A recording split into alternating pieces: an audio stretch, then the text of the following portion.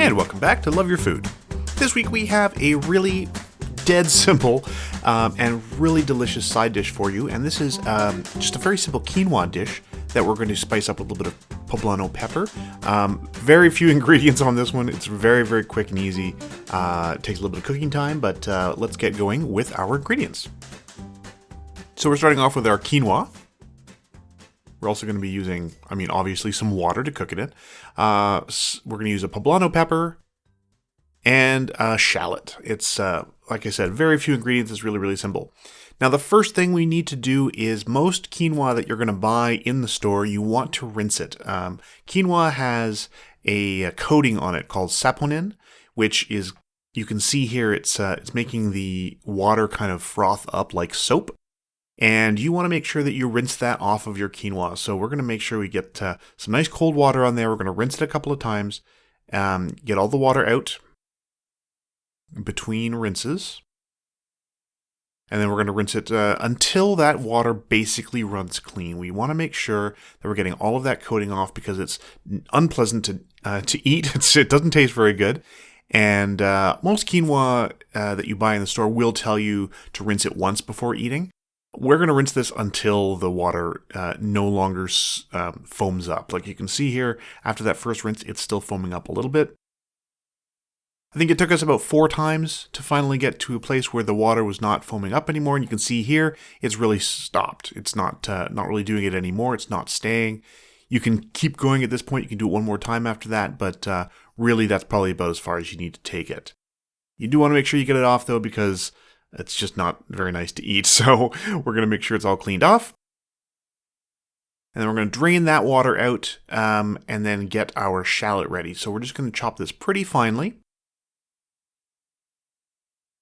You can see nice thin slices. And then we're going to come back and give that a rough chop. And you want it pretty small. You basically want it to melt into your dish. You want it to essentially disappear into your quinoa. We want it for the flavor. So that's ready to go. That's just going to go into the quinoa. Then we're going to pop this onto our induction burner and add our water. Now, we want to bring this to a boil really quickly, and then once it's boiling, we want to turn it down to let it simmer for quite some time. All the cooking times are going to be in the description below, along with ingredients and amounts.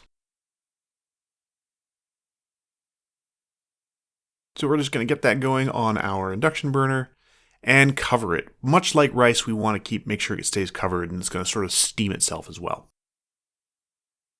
While that is cooking, we're going to get our poblano pepper ready, and they're really simple. You just need to cut down those little sides, and you can just pull out the whole middle part with all the seeds.